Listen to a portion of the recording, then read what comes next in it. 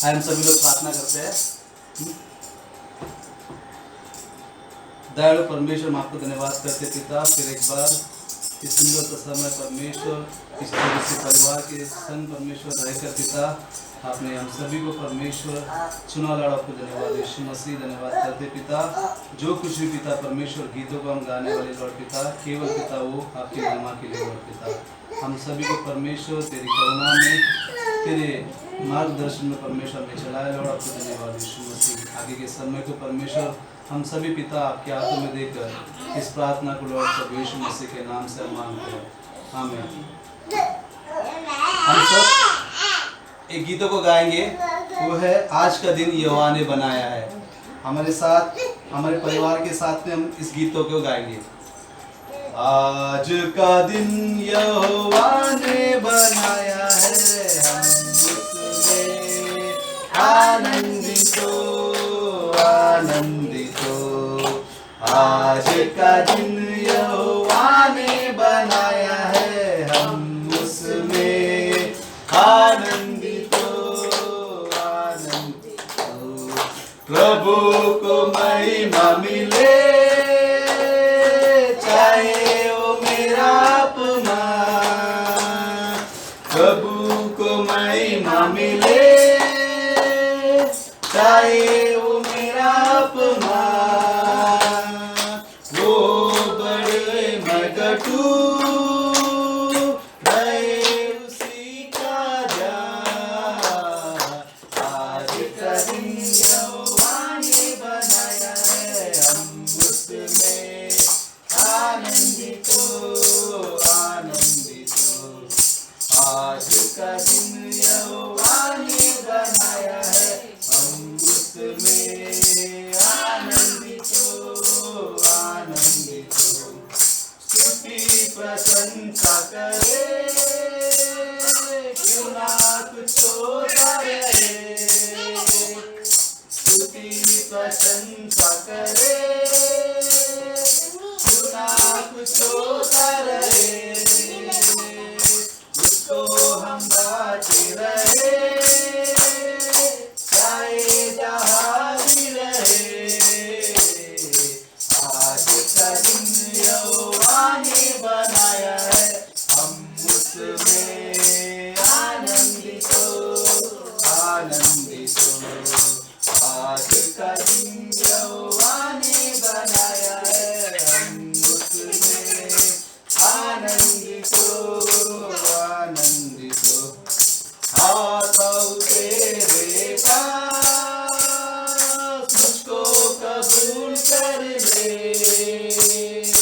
आता तेरे पास, मुझको कबूल कर ले। यही है तुझसे आज, पापों से शुद्ध कर दे। आज का दिन यहोवा ने बनाया है, हम उसमें आनंदित हो, आनंदित हो। आज का दिन यहोवा ने बनाया है, हम उसमें आनंदित हो, आनंदित हो। हालेलुया। आइए हम कुछ वचनों को पढ़ेंगे। कನ್ನड़ में मैं पढ़ता हूँ। ಮತ್ತಾಯನ ಬರೆದ ಸುವಾರ್ತೆ 6ನೇ ಸಂಧಿ ವಚನ 16ರಿಂದ 18 ವಚನಗಳವರೆಗೆ. ಮತ್ತಾಯನ ಬರೆದ ಸುವಾರ್ತೆ 6ನೇ ಸಂಧಿ ವಚನ 16ರಿಂದ 18ವರೆಗೆ.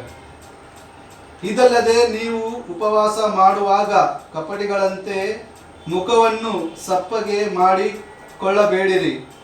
ಅವರು ತಾವು ಉಪವಾಸಿಗಳೆಂದು ಜನರಿಗೆ ತೋರುವುದಕ್ಕಾಗಿ ತಮ್ಮ ಮುಖವನ್ನು ವಿಕಾರ ಮಾಡಿಕೊಳ್ಳುತ್ತಾರೆ. ಅವರು ತಮಗೆ ಬರತಕ್ಕ ಫಲವನ್ನು ಹೊಂದಿದ್ದಾಯಿತೆಂದು ನಿಮಗೆ ಸತ್ಯವಾಗಿ ಹೇಳುತ್ತೇನೆ. ಆದರೆ ನೀವು ಉಪವಾಸ ಮಾಡುವಾಗ ತಲೆಗೆ ಎಣ್ಣೆ ಹಚ್ಚಿಕೊಂಡು ಮುಖವನ್ನು ತೊಳಕು. ಹೀಗೆ ಮಾಡಿದರೆ ನೀನು ಉಪವಾಸಿಯಾಗಿದೆಂದು ಜನರಿಗೆ ಕಾಣದೆ ಹೋದಾಗ್ಯೂ ಅಂತರಂಗದಲ್ಲಿರುವ ನಿನ್ನ ತಂದೆಗೆ ಉಪವಾಸಿ ಎಂದು ಕಾಣಿಸಿಕೊಳ್ಳುವಿ.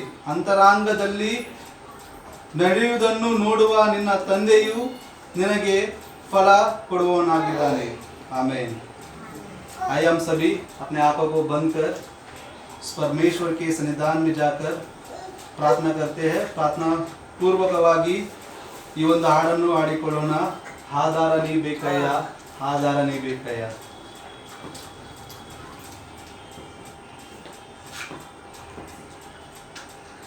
ಆಧಾರ ನೀ ಬೇಕಯ್ಯ, ಆಧಾರ ನೀ ಬೇಕಯ್ಯ, ಆಧಾರ ನೀ ಬೇಕಯ್ಯ, ಆಧಾರ ನೀ ಬೇಕಯ್ಯ। ಎಂಬಾಳ ಬೆಳಗಿ ಬೆಳಕಾಗಿರಲು ಆಧಾರ ನೀ ಬೇಕಯ್ಯ, ಎಂಬಾಳ ಬೆಳಗಿ ಬೆಳಕಾಗಿರಲು ಆಧಾರ ನೀ ಬೇಕಯ್ಯ। ಕಷ್ಟದ ಕಡಲಲ್ಲಿ ಮುಳುಗಿ ದೇವಾ ತೀರದ ಭಯದಲ್ಲಿರಲು, ಕಷ್ಟದ ಕಡಲಲ್ಲಿ ಮುಳುಗಿ ದೇವಾ ತೀರದ ಭಯದಲ್ಲಿರಲು, ಅಭಯವ ನೀಡಿ ದಾರಿಯ ತೋರಿಸು, ಅಭಯವ ನೀಡಿ ದಾರಿಯ ತೋರಿಸು, ಹತ್ತಿರಕ್ಕೆ ನೀ ಬಾರಯ್ಯ, ಆಧಾರ ನೀ ಬೇಕಯ್ಯ, ಆಧಾರ ನೀ ಬೇಕಯ್ಯ। ಎಂಬಾಳ ಬೆಳಗಿ ಬೆಳಕಾಗಿರಲು ಆಧಾರ ನೀ ಬೇಕಯ್ಯ, ಎಂಬಾಳ ಬೆಳಗಿ ಬೆಳಕಾಗಿರಲು ಆಧಾರ ನೀ ಬೇಕಯ್ಯ।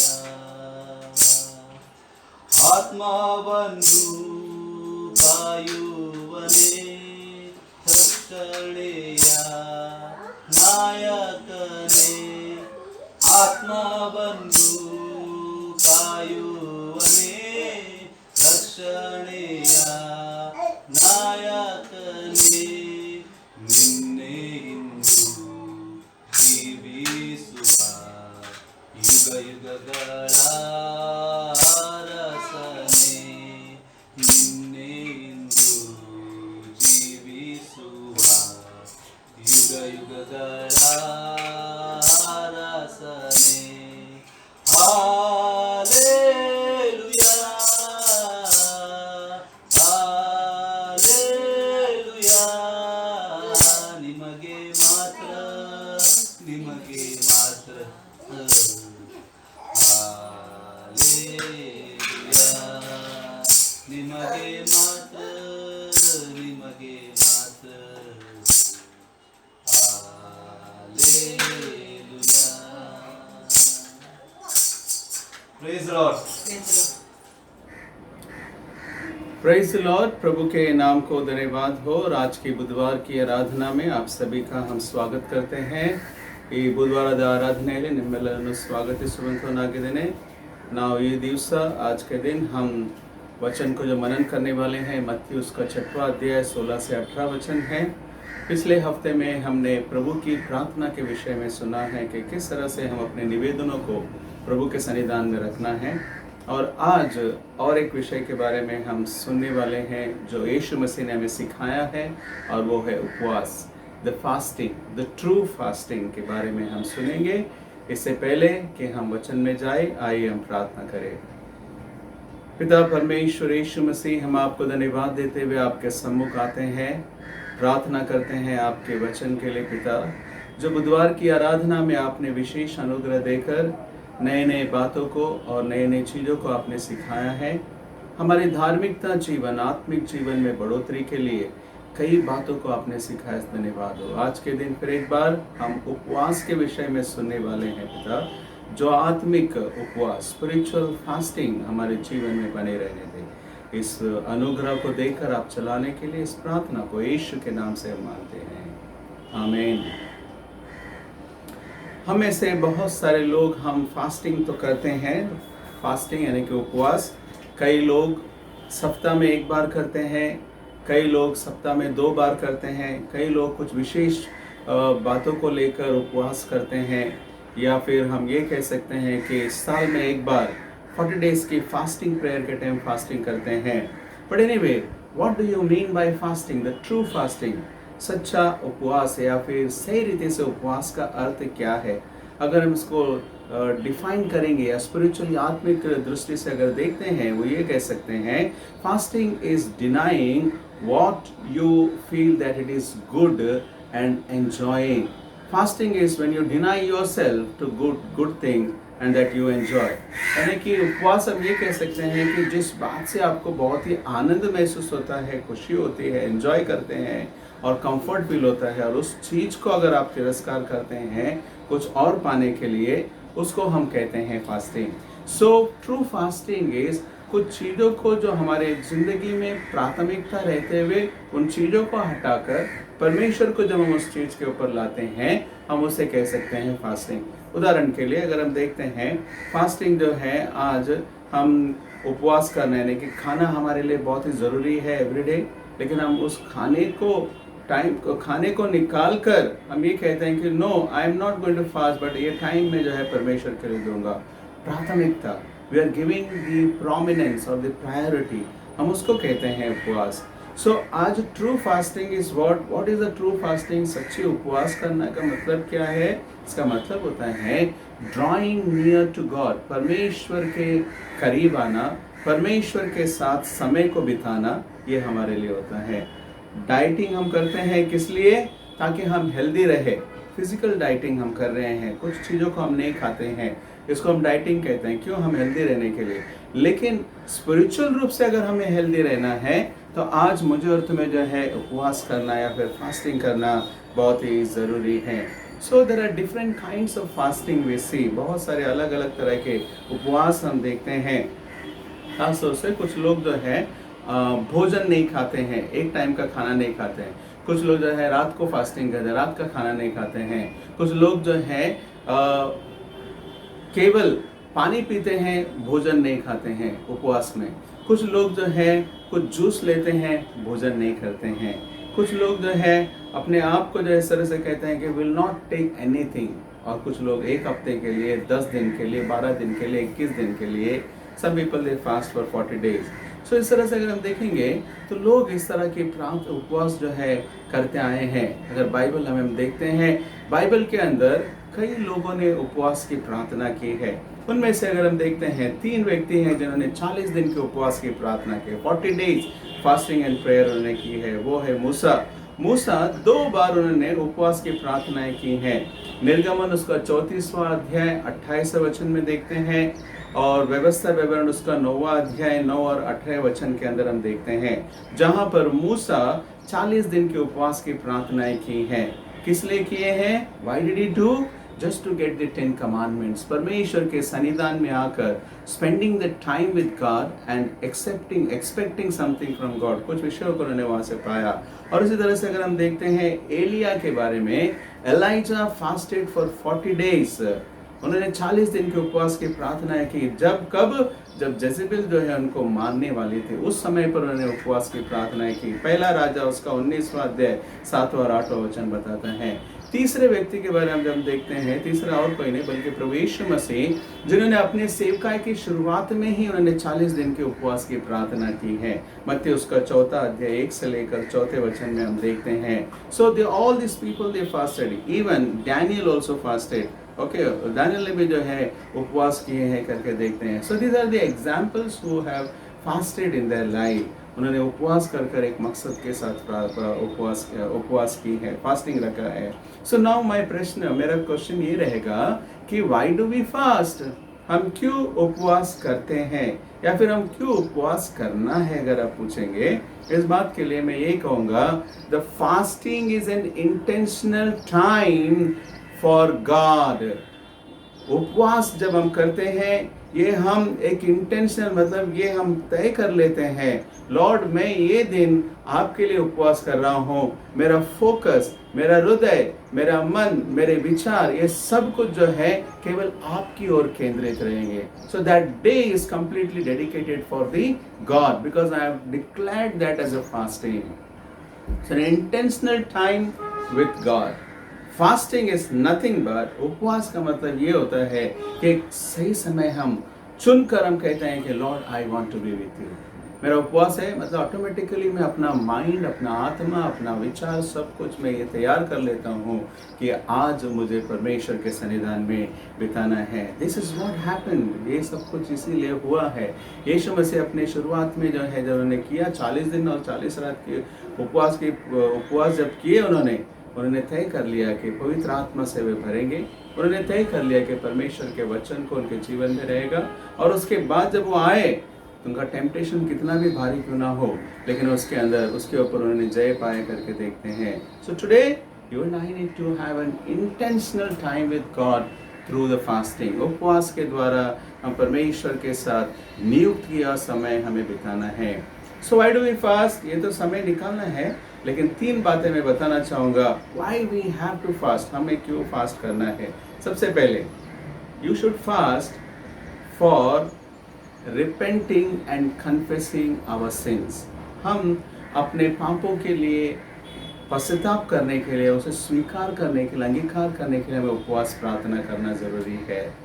इन the Bible if you see, Bible के अंदर हम जब देखते हैं मोस्ट ऑफ द टाइम, बहुत सारे बार इजराइलियों ने जब उन्होंने परमेश्वर के विरुद्ध पाप किए हैं, उन्होंने पापों को कबूल करने के लिए उपवास कर और अपने सर के ऊपर राख डालकर, यानी कि बूदी डालकर जो है उन्होंने परमेश्वर के सामने पश्चाताप किया करके हम देखते हैं. नहमाया उसका 9वां अध्याय 1 और 2 वचन कहता है, जहाँ पर इजराइलियों ने सब मिलकर एक दिन की उपवास की घोषणा की और परमेश्वर के सन्निधान में अपने आप को नम्र करते हुए आकर उन्होंने अपने ही लिए नहीं, अपने ही पापों के लिए नहीं, बल्कि अपने सारे कम्युनिटी, पूरे इजराइलियों के लिए, अपने पूर्वजों के लिए, सभी के पापों के लिए उन्होंने पश्चाताप किया करके देखते हैं. They just repented for their sins. How did they do? By fasting. उपवास करना जो है हमारे लिए आज इस बात को दर्शाती है कि हम परमेश्वर के सम्मुख में आकर अपने पापों को मान ले. योएल उसका 2 अध्याय 12 और 13 वचन अगर हम पढ़ते हैं तो ये कहता है, even now if declares the Lord, अभी भी परमेश्वर यूं कहता है, तुम मेरी ओर मुड़ जाओ, तुम मेरी ओर फिरो, उपवास, दुख से और पूरी अपने शोक से अगर आप मेरे तरफ मुड़ोगे तो मैं तुम्हारे लिए जो है एक नए हृदय को दूंगा करके कहता है. If you turn towards me with fasting, mourning and weeping, I will give you a new heart. तुम्हारे हर एक पापों को मैं धोकर शुद्ध कर मैं तुम्हारे लिए एक नया हृदय दूंगा करके वचन कहता है. टुडे, आज मैं अगर उपवास करता हूँ तो मेरे लिए मकसद ये होना है कि मैं उपवास इसलिए करूँ क्योंकि मेरे पापों के लिए, मेरे हर एक पाप जो परमेश्वर के विरुद्ध मैंने की है, जाने में, अनजाने में, गलतियों से या फिर कहीं ना कहीं से किसी न किसी तरह से किए हैं, इस बात के लिए मुझे उपवास कर मुझे प्रार्थना करना है. तब परमेश्वर मेरे हर एक पापों को जो है धोकर शुद्ध करता है. चुने नियम में हम देखते हैं लोग जो है एक दिन, साल में एक दिन बहुत ही विशेष तौर से वे उपवास कर प्रार्थना करते थे. कौन सा दिन था वो? The day of atonement. लेवी व्यवस्था उसका 23वां अध्याय 27 से 32 वचन में हम देखते हैं. द डे ऑफ एटोनमेंट का मतलब होता है साल में एक बार परमेश्वर के भवन के अंदर, अति पवित्र स्थान में याजक एक बार बलिदान लेकर उनके अंदर जाता था. इसलिए लोगों के सारे पापों को उस बलिदान के ऊपर रखकर वेदी के ऊपर चढ़ाया गया. साल में एक बार, one time atonement, at one time, एक टाइम पर साल में एक बार होता था. वो दिन जो है सारे लोग बहुत ही अपने आप को उपवास रखकर परमेश्वर के सम्मुख में पश्चाताप के साथ पूरे अपने पापों के लिए, अपने परिवार के पापों के लिए, बच्चों के पापों के लिए, सभी बातों के लिए लेकर उपवास करते हुए परमेश्वर के सन्निधान में आते थे. और जब वो चढ़ाया जाता तो परमेश्वर जो है उनके पापों को क्षमा किया करता है करके देखते हैं. तो आज मैं अपने जीवन में जब भी मैं उपवास कर रहा हूँ, चाहे हो सप्ताह में एक बार हो, महीने में एक बार हो या फिर साल में एक बार हो, लेकिन जब भी आप करेंगे करेंगे करके नहीं कहता, बल्कि करना है। व्हेन यू फास्ट करके इस तरह से वचन कहता है, व्हेन यू फास्ट। तो मतलब हमें उपवास करते समय पर करना है, इसीलिए करना है क्योंकि हम अपने पापों के निमित्त उसके लिए पश्चाताप करना है। इतना ही नहीं, बल्कि तीसरा हम ये देखते हैं इस विषय के अंदर कि हम अपने पापों की पश्चाताप इसलिए करना है क्योंकि यीशु मसीह आने वाला है। The second coming of Christ is very near. यीशु मसीह का दूसरा आगमन एकदम नजदीक है, इसलिए उस यीशु मसीह आने से पहले उस न्याय के लिए मैं अपने आप को शुद्ध रखकर, प्रभु मुझे हर बार जो है पश्चाताप करते हुए प्रभु के सामने आना है, उपवास करते हुए आना है, ताकि मैं तैयार रहूं। दूसरा जो है हम देखते हैं, दूसरा जो मकसद है उपवास करना। So first I said we fast because we have to repent of our sins, हमारे पापों के लिए पश्चाताप करना है। Second, we have to fast for God's deliverance and direction, परमेश्वर के सम्मुख में हमें उपवास करना है क्योंकि परमेश्वर की छुटकारा के लिए और परमेश्वर की अगुवाई के लिए। किस बात से छुटकारा, किस बात से छुटकारा? अगर हम देखेंगे हमारे जीवन में कई तरह के बंधन या फिर कई तरह के आक्रमण हमारे ऊपर होते रहते हैं। इसराइलियों के जीवन में उस टाइम पर फिजिकली, मतलब लोग जो है, जब देश था, देश के ऊपर दूसरे देश के लोग आकर आक्रमण किया करते। दूसरा इतिहास 20वां अध्याय 2 से 4 वचन के अंदर हम यहाँ पर देखते हैं, जहाँ पर राजा था जिनका नाम था यहोशाफात के विषय में देखते हैं। अब यहोशाफात को आकर यहाँ पर एक कहा जाता है कि देखो हमारे इसराइलियों के खिलाफ एक बड़ी सेना कहाँ से आ रही है, एदोम से आ रही है, डेड से उधर से आ रही है, ऑलरेडी हम लोग आ चुके हैं, अभी तुम्हारे ऊपर युद्ध करेंगे, चारों तरफ से उनके ऊपर आक्रमण हो रहा है। तो अब उनके पास कोई चारा नहीं बचा, इसीलिए यहोशाफात ने ये कहा, एक दिन का उपवास का डिक्लेयर किया और कहा कि आइए हम प्रभु से पूछेंगे कि परमेश्वर हमें किस तरह से इस लोगों से मुझे छुटकारा मिलना है, डिलीवरेंस कैसे मिलना है कहकर सभी लोग उपवास और प्रार्थना किए। तब परमेश्वर जो है उनको युद्ध लड़े बिना लड़े जो है उनके जीवन में जय दिया करके हम देखते हैं। So what is happening here? Everybody came together to seek the Lord through the fasting. परमेश्वर की मदद के लिए, सहायता के लिए एक साथ मिलकर वे उपवास करते हुए परमेश्वर के सम्मुख में आए। जब कोविड-19 की प्रारंभ हुए थे, शुरू में बहुत सारे लोगों ने उपवास की प्रार्थनाएं प्रारंभ की। Many people, बहुत सारे लोग, आप में से, हम में से बहुत सारे लोगों ने हमने उपवास की प्रार्थना की है। क्यों? क्योंकि ये मुसीबत आ चुका है, इस मुसीबत से हमें छुटकारा कैसे मिलेगा। आज हमारे पारिवारिक जीवन में हो, हमारे व्यक्तिगत जीवन में हो, जो भी मुसीबत, जो भी प्रॉब्लम, जो भी चीज़ें हमारे ऊपर आ रही है, इससे अगर हमें छुटकारा पाना है तो उपवास करते हुए परमेश्वर के सन्निधान में आकर उनकी मदद हमें मांगनी है, उनकी सहायता हमें मांगनी है। एंड एवरी टाइम जब लोगों ने इस तरह से पुकारे हैं, परमेश्वर ने उनको उत्तर दिया है। एस्थर के जीवन में हम देखते हैं, उन्होंने भी उपवास और प्रार्थना की, वहाँ पर परमेश्वर ने उनको भी छुटकारा दिया। Number of examples we can see, बहुत सारे उदाहरण हम देख सकते हैं जहाँ पर परमेश्वर ने उनकी प्रार्थनाओं को सुनकर, उपवास और प्रार्थना सुनकर उनको आशीष दिया करके देखते हैं, उनको छुटकारा दिया करके देखते हैं। आज हो सकता है कि मैं अपने जीवन में, चाहे मुसीबत हो या प्रॉब्लम हो, जो कि जिस किसी से भी मैं अगर मैं जूझ रहा हूँ, उससे छुटकारा नहीं पा रहा हूँ। कोई बंधन हो सकता है, कोई आदत हो सकती है, कोई प्रॉब्लम्स हो सकती है जिससे हम छुटकारा नहीं पाए हैं। आज हम उपवास करके प्रार्थना करें, परमेश्वर उस बात से हमें छुटकारा जरूर देगा। He will give a victory, वो हमें विक्ट्री देगा। एक गवाही में बताना चाहता हूँ इस समय पर। हमारे ये एक परमेश्वर के सेवक ने अपने आर्टिकल में लिखा है गवाही, और वो है डॉक्टर जून किम के बारे में, जो सियोल यानी कि साउथ कोरिया में परमेश्वर के सेवक थे। इन्होंने जो है एक बहुत बड़े क्रूसेड यानी कि परमेश्वर के सभा को आयोजित करने वाले थे।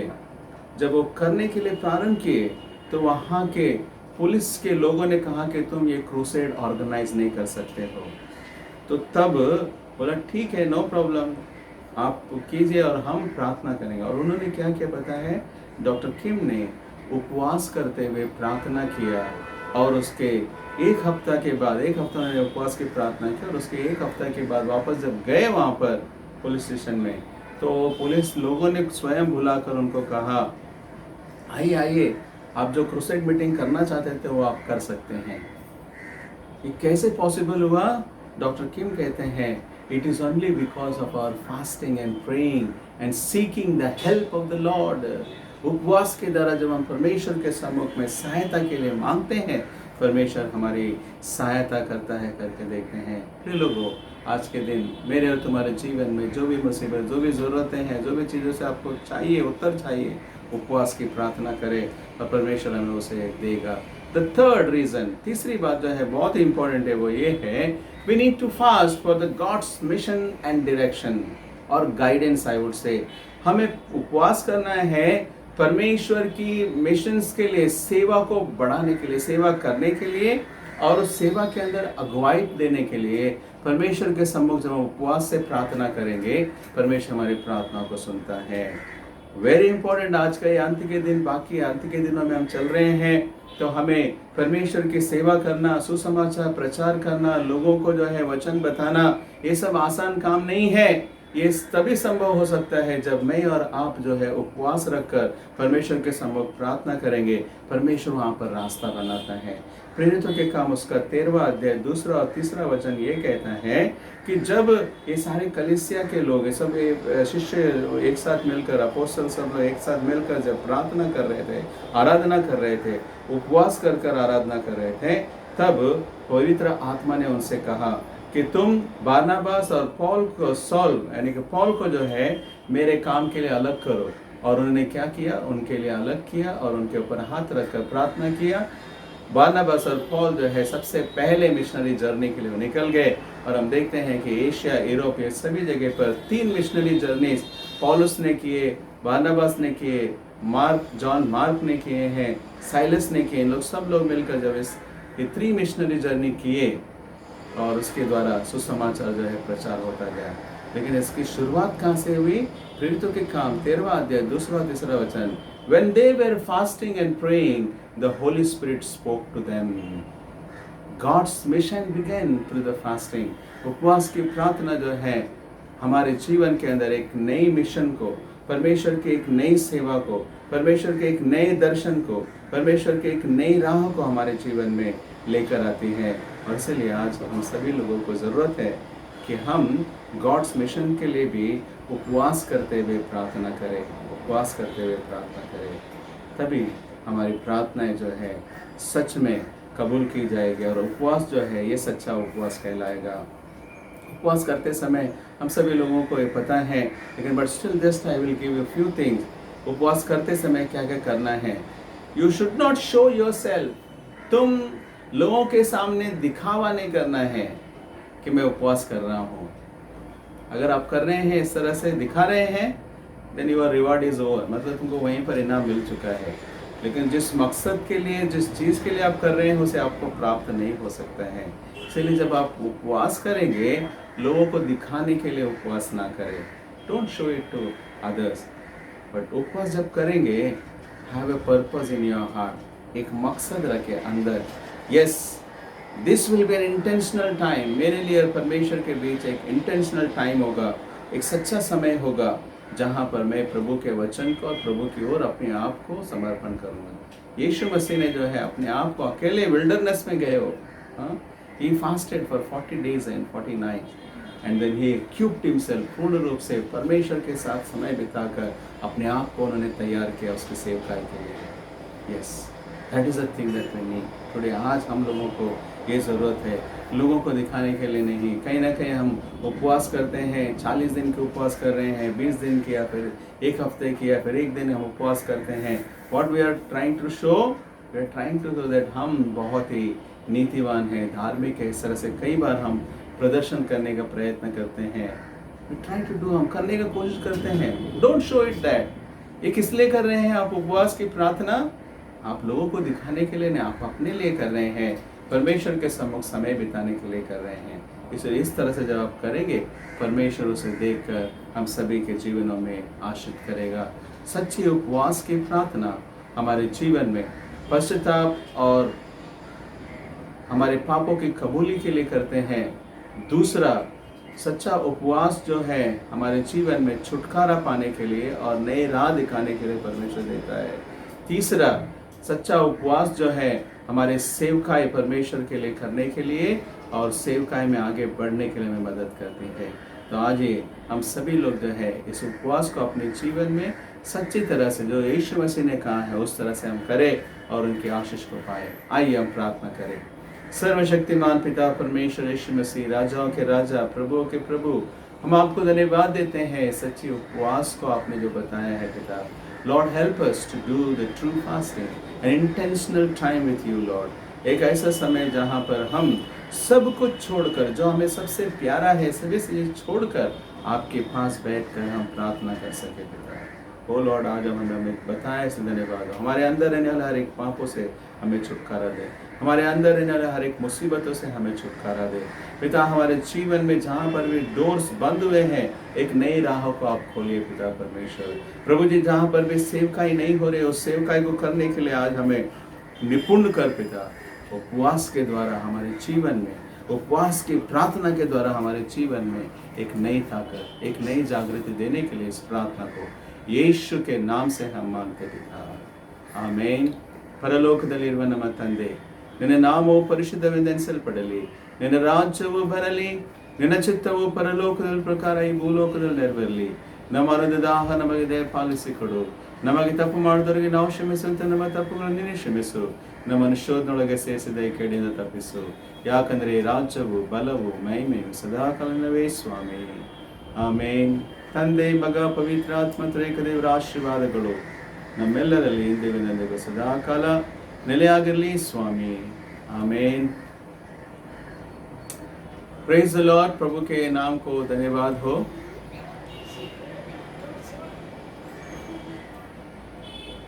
Praise the Lord. प्रभु के नाम को धन्यवाद हो। सभी को फिर एक बार सूचनाएं, हमारी संडे की सभा जो है ये 11 बजे यूट्यूब पर चलाई जाएगी। बुधवार की भी बुधवार को रात को 8 बजे यूट्यूब पर चलाई जाएगी। और Friday teens fellowship, Saturday Bible study, Sunday शाम को यूथ मीटिंग 6 बजे, ये सारी चीज़ें जूम ऑनलाइन पर चलाई जाएगी। हमें जो गवर्नमेंट से प्राप्त हुए हैं रूल्स, जो नवंबर 30 तक और बढ़ा चुकी हैं। हम प्रार्थना करें कि परमेश्वर जल्द से जल्द एक नई राह दिखाए, और जो भी अगर नई सूचनाएं हैं तो हम आपको अगले संडे आपको बताएंगे। सो गॉड ब्लेस अस ऑल। परमेश्वर हम सभी को आशीर्वाद करे। आमीन।